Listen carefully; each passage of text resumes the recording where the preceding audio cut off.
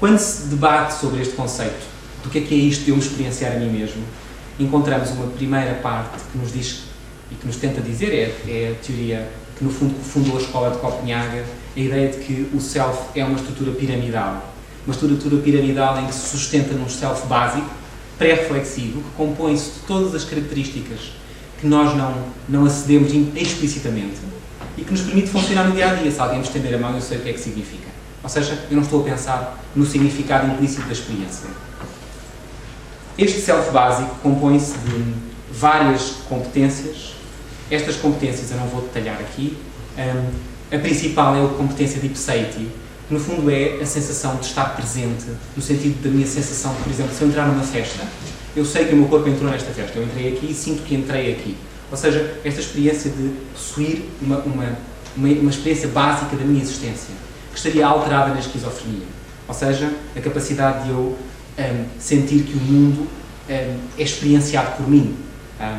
O exemplo de coerência temporal é outro exemplo importante. De alguma forma, permite-nos experienciar o tempo de uma forma correta, ou seja, que o passado e o futuro não estão colapsados no presente, pelo contrário, estão separados. E ainda inclui ainda o self-intersubjetivo, que eu também não irei detalhar aqui. A capacidade de sincronização e de ressonância afetiva. A segunda parte, que no fundo já se compõe sobre esta, é o self-reflexivo. Ou seja, se um adolescente se pode colocar à frente de um pai de uma forma diferente do que se coloca à frente de um colega, ou seja, há um esquema corporal diferente. Um adolescente também tem uma imagem corporal, que, por exemplo, encontra uma alterada na anorexia nervosa, ou seja, a capacidade de eu percepcionar a minha imagem corporal. O self-reflexivo, no fundo, corresponde à minha capacidade de ter juízo sobre mim mesmo, de me organizar tudo sobre mim mesmo. E o self-narrativo foi exemplificado no início da minha apresentação, ou seja, é a minha capacidade de dar uma continuidade autobiográfica à minha existência.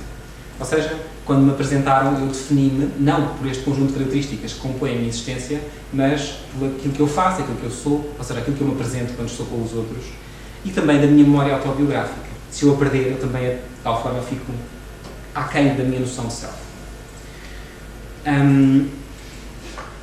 Este é o primeiro conceito que eu gostaria de vos trazer, que eu vou usar na segunda parte da minha apresentação. O outro conceito é o conceito de estar consciente do mundo, ou seja, de me tornar ou ser à partida consciente do mundo. E nesse sentido há duas epistemologias para este conhecimento, pelo menos que eu tenha encontrado e que tenha estudado. Uma primeira, que é a chamada epistemologia Strange, que dificulta muito a psiquiatria. É uma epistemologia que acredita que a percepção é um input sensorial ao cérebro. Ou seja, que eu recebo uma informação raw, uma informação sem significado, e que depois descodifico-a cognitivamente. E de alguma forma, eu só se conseguir manter esta capacidade cognitiva é que eu sou capaz de continuar a estar no mundo e compreender os outros. Ou seja, o que esta concepção diz é que a experiência vem ao cérebro e, de alguma forma, é a cognição que permite a compreensão, o understanding. Isto é uma compreensibilidade que já foi posta em causa. Na prática, o que eu encontro hoje em dia, de uma forma muito mais capaz de explicar aquilo que se passa na doença mental, é uma epistemologia engaged. Ou seja, que de alguma forma a percepção não é à partida uma informação sem significado. Pelo contrário, existe um significado que preenche a percepção. Ou seja, nós de facto podemos ter uma capacidade cognitiva de elaborar aquilo que se está a passar no mundo, mas normalmente não a usamos. No nosso dia-a-dia funcionamos sem ela. O que acontece é que a experiência, quando chega ao nosso cérebro, chega já com uma compreensão. E apenas se for perdida esta compreensão básica do mundo, é que eu sou obrigado a pensar sobre aquilo que está a acontecer comigo. E nesse sentido, quando eu percepciono o mundo, eu teria então 3 momentos. Eu vou buscar aqui alguns conceitos, que eu também não irei detalhar, mas um primeiro componente, que é um componente de compreensibilidade do mundo. Eu posso dar o exemplo de quando eu estou a ler Braille. Se eu estiver a ler Braille, eu consigo, em primeiro lugar, sentir as pintas no papel, ou seja, tem um componente físico, sentir o papel. Tem um componente prático, no sentido de experiencial, em que eu compreendo, eu sinto de alguma forma que sou eu que estou a sentir o mundo, e de alguma forma eu, de alguma forma, experiencio o mundo no sentido do corpo vivenciado. E tenho ainda um momento gnóstico, no sentido da compreensibilidade. E esse componente tem uma parte cognitiva, em que eu penso sobre o que estou a fazer, mas tem uma parte corporalizada, que não é cognitiva, no sentido estrito. E assim, entre o sujeito e a realidade, surgem estes vários momentos que eu fluidamente passo entre eles e não dou conta deles. Estou permanentemente a oscilar entre estes momentos. Nesse sentido, eu irei trazer-vos esta ideia de quando eu experiencio o mundo, tenho vários momentos de experienciação. Além de ter vários momentos de experienciação, tenho vários elementos que experiencio. Momentos que me podem dizer a cor do objeto, momentos que dizem respeito a mim mesmo. Se eu entrar nesta sala e tiver a minha mãe aqui, a minha mãe diz mais do que uma cadeira. De uma forma, ela aumenta no meu espaço de atenção e de consciência em relação a uma cadeira. Se eu estiver vindo a correr por estar atrasado, se calhar a cadeira aumenta em relação à minha mãe. Ou seja, a minha intenção altera a percepção daquilo que é mais importante naquilo que eu acabei de sentir e de experienciar. Que no fundo seriam os componentes noéticos. E a realidade ainda tem outro componente, o componente noemático, no sentido de quando eu bato contra a mesa, a realidade não é só experienciada, não é fantasia. A realidade tem algo de físico. De notar que existem ainda alguns componentes da consciência que são não intencionais, que no fundo são o que caracterizam o humor, o estado geral de existência, que no fundo não tem esta diretividade no sentido de eu poder experienciar e alterar a característica, mas pelo contrário, não é objetificável. Eu sinto-me acolhido por vocês, por exemplo, ou pelo contrário, eu sinto-me rejeitado por vocês. Há uma experiência básica que transfigura a possibilidade de eu ter outras experiências. Assim, quando eu experiencio a realidade, eu normalmente faço a conjunção destas experiências todas. E nesse sentido, mais uma vez, a doença mental ajuda-nos significativamente a compreender como é que isto pode estar perturbado, de que forma é que isto pode ser estudado. Nos estados de complexidade é um dos exemplos principais para isto. De facto, existem várias formas de estar perturbada a consciência.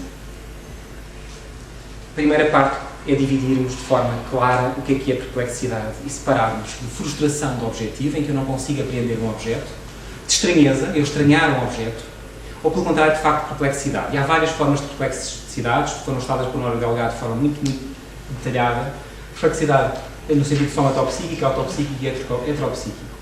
E no sentido de todas estas formas diferentes, e no fundo o objetivo que eu tenho de trazer-vos não é esmagar-vos pela quantidade de coisas que existem, é dizer-vos que é demasiado complexo para ser estudado no sentido estrito neurobiológico, sem se compreender primeiro e desempacotar aquilo que de facto estamos a estudar. É uma forma, as três características da perplexidade é uma sensação da minha capacidade de compreender intuitivamente o que se passa, uma diminuição da capacidade empática, um declínio da minha atividade motora e psíquica, eu fico parado e de alguma forma interiormente, exteriormente estou perplexo em relação ao que está a acontecer à minha volta e por último, eu sinto-me desligado daquilo que está a acontecer à minha volta. E nesse sentido eu perdi a minha capacidade de estar em contacto com a realidade. E nesse momento eu perdi uma parte muito importante do significado do mundo. Não só perdi a experiência de estar ligado ao mundo, como o significado do mundo. E é aí que acontece um aspecto interessante. Não sei se conhecem estes três gatos, se forem psiquiatras provavelmente conhecem. São muito conhecidos, é uma imagem de um doente com esquizofrenia ao longo do seu processo, transformar a forma como ele desenhava o gato que tinha em casa, que foi sempre sendo diferente. É interessante saber-se, de facto, como estes diferentes componentes da realidade podem estar alterados na doença mental. Um exemplo que eu vos vou dar é um exemplo da alteração destas características na disforia e na euforia. Normalmente, os componentes noéticos, quando eu estou eufórico, o componente que corresponde àquilo que eu acredito e que corresponde à minha ligação, por exemplo, se tivesse a minha mãe aqui, ou se tivesse a cadeira, aumenta muito. Ou seja, a realidade deixa de ser quase objetiva. Eu, se estivesse na Suíça, se calhar podia começar a comprar submarinos, apesar de não existir nenhum mar na Suíça. Se estiver, de facto, eufórico, compro coisas que decorrem da minha própria existência, ou fantasia, que não correspondem à realidade. Pelo contrário, em doenças como a melancolia, ou hoje em dia, como nós chamamos de a depressão, os componentes noemáticos aumentam significativamente. E, nesse sentido, a realidade torna-se objetivável de uma forma muito concreta. Na esquizofrenia, parece existir uma perturbação da experiência básica do eu, ou seja, a consciência de si mesmo. Esta perturbação é tão intensa e o doente sente-se tão desligado ou perplexo em relação ao mundo que inicia um processo de hiperreflexividade, ou seja, a pensar, a tentar pensar o que é que está a acontecer com ele. Neste contexto, muitas vezes surge atividade delirante, ou seja, surge uma atividade que no fundo não corresponde ao conhecimento que nós chegamos pela imediatude do significado, ou seja, é um conhecimento lógico, mas separado da realidade. E, mais uma vez, existe uma perturbação da narrativa, que no fundo caracterizamos como uma perturbação formal do pensamento. Esta hiperreflexividade é um pouco o que eu vos quero trazer também a ideia de que, de facto, os doentes com esquizofrenia têm uma perturbação na forma como pensam sobre o mundo, quer de forma primária, quer de forma secundária, por uma perda de uma evidência natural do mundo, do senso comum, ou seja, aquilo que eu sei, que se chegar aqui meia hora atrasado, eu não vou conseguir apresentar-vos a minha apresentação. Provavelmente eu posso perder este significado intuitivo daquilo que eu sei acerca do mundo e quando o perco sou obrigado a pensar sobre aquilo que me está a acontecer. Ou seja, a esquizofrenia é um bom exemplo para se estudar a perturbação do eu e a perturbação da consciência de si mesmo. Tal como é tanto a melancolia como a mania, e como a minha apresentação era para 30, mas eu só tenho 20 minutos, já estou a preparar há mais de 25 minutos, vou avançar. A minha ideia é que a consciência tem um componente que de facto é objetivo, no sentido de não depende da minha compreensão, da minha experiência do mundo, mas também tem um componente objetivo que não depende da minha compreensão do que está a acontecer. No fundo, todos os representacionistas são criticados quando dizem, mas olha, tenho aqui um iPad na mão. Ou seja, isto existe, está a ver? Isto existe. Ou seja, de alguma forma, há de facto componentes invariantes da experiência. Estes componentes invariantes, que no fundo são comuns a toda a nossa experiência, na melancolia e na mania, mais especificamente na mania, estão perturbados. Ou seja, tudo se torna subjetivo e de alguma forma a realidade fica permeada por um eu que no fundo transforma a realidade naquilo que ele quer. Pelo contrário, na melancolia, como vos acabei de dizer atrás num exemplo, tudo se torna objetivo e estranho ao sujeito. Há uma perda de sincronicidade com o mundo. Eu vou falar sobre a disforia.